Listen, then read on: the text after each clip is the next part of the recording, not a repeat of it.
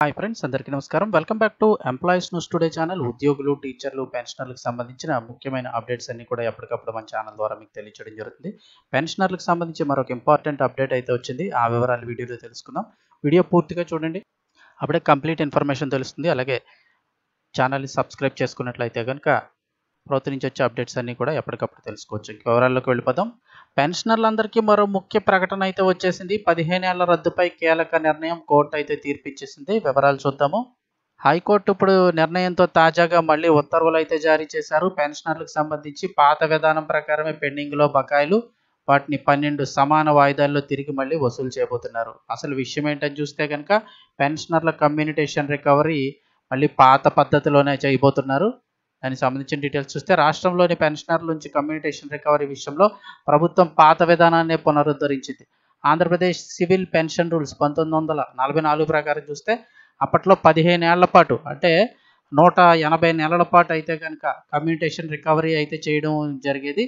అయితే దాన్ని కమ్యూనిటేషన్ రికవరీ 180 నెలలు చేయడం సరికాదంటూ గతంలో కొంతమంది పెన్షనర్లు అయితే కనుక హైకోర్టును ఆశ్రయించారు.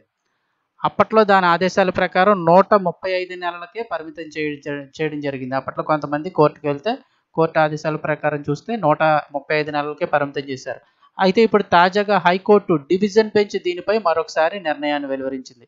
సివిల్ పెన్షన్ రూల్స్ 1944 ప్రకారం 15 ఏళ్ల పాటు రికవరీ చేసేందుకు అయితే కనుక అనుమతినిచ్చింది. ఆ మేరకు ఆర్థిక శాఖ ముఖ్య కార్యదర్శి పీయూష్ కుమార్ అయితే కనుక దీనికి సంబంధించి ఉత్తర్వులు కూడా తాజాగా ఇచ్చేశారు. పాత నిర్ణయం వల్ల చూస్తే 2024 నవంబర్ నుంచి 2025 ఏప్రిల్ వరకు కూడా పెన్షనర్ల నుంచి కమ్యూనిటేషన్ రికవరీ అయితే చేయడం జరగలేదు. ఇప్పుడు తాజాగా మళ్ళీ ఉత్తర్వులు వచ్చిన నేపథ్యంలో 6 నెలలు పెండింగ్లో ఉన్న మొత్తాన్ని మళ్ళీ వారి నుంచి రికవరీ చేయాల్సి ఉంది. అంటే కోర్టు ఉత్తర్వుల ప్రకారం కొన్ని రోజులు ఆపారు, కొన్ని నెలలు.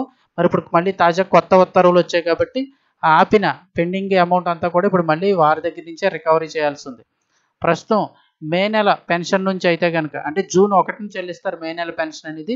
ఈ పెన్షన్లో కమ్యూనిటేషన్ రికవరీతో పాటు పాత బకాయిలను కూడా కట్ చేస్తారు. అది ఎలా అంటే 12 సమాన వాటాలుగా నిర్ణయించి అదనంగా 12 నెలల పాటు ఆ మొత్తాన్ని పెన్షన్ నుంచి రికవరీ చేయాలని ఆర్థిక శాఖ నిర్ణయించింది.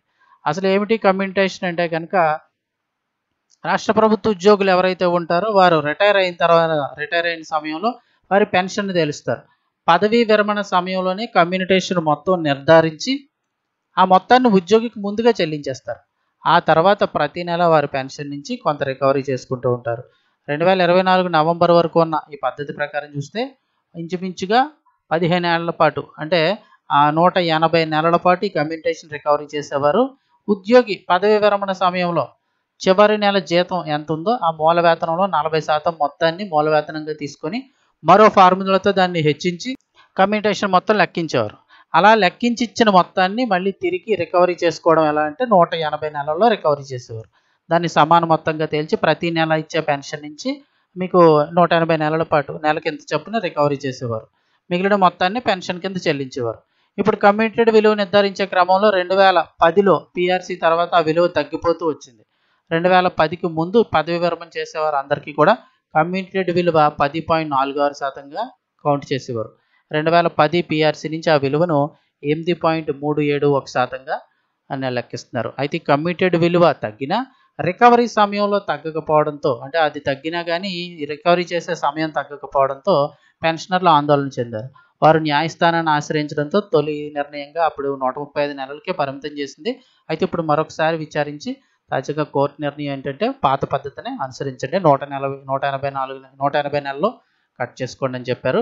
మరి మా ఉత్తర్వులు పెండింగ్లో ఉన్న కొన్ని నెలల పాటు 6 నెలల పాటు పెండింగ్లో ఉన్నాయి కదా, అది కూడా ఇప్పుడు మళ్ళీ రికవరీ చేస్తున్నారు.